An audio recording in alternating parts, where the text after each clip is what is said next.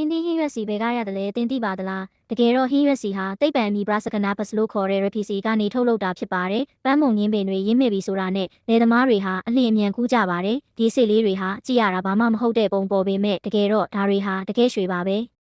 သူ့မှာစီပါဝင်နှုန်း45ရာခိုင်နှုန်းကျော်ပါဝင်ပါတယ်စီစေးပင်ဟာစားသုံးလို့ရတဲ့စီတွေထဲမှာအဖိုးတန်တဲ့စီတစ်မျိုးပဲဖြစ်ပါတယ်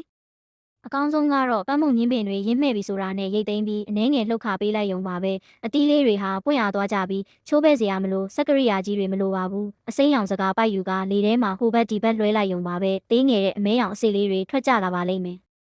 ကြည့်ရတာရိုးရှင်းပုံပေါ်ပေမဲ့ကျွမ်းကျင်လုပ်သားမှသာအစိတ်တန်းပေါင်းများစွာကိုစုဆောင်းနိုင်ပါလိမ့်မယ်သူတို့လေးချိန်ဟာရွှေလိုပဲတန်ဖိုးရှိပါတယ်စုဆောင်းရရှိတဲ့စီစေးတွေကိုစက်ယုံပို့ကအချောက်ခံပါတယ်အပူပေးတလိမ့်တုံးတွေဟာအစေးတွေကိုအပြင်ခွန်ကျွတ်နေအောင်လှော်ပါတယ်ထိုးနောက်လေစွမ်းအင်သုံးခွဲဆက်တွေနဲ့အပေါ်ခွန်ခွာပါတယ်အခွန်ခွာပြီးတဲ့စီစေးတွေကိုအပူချိန်မြင့်မားစွာပေးကမှွေပြီးစီထွက်လာအောင်ပြုလုပ်ပါတယ်အဲ့ဒီအခါစီတွေထွက်ကြလာပြီးစက်ယုံတစ်ခုလုံးစီနံ့တွေတင်းပြက်နေပါတယ်ဒါကတော့ RPC လို့ခေါ်တဲ့စီစေးကနေဟင်းချက်စီထုတ်လုပ်ပုံပဲဖြစ်ပါတယ်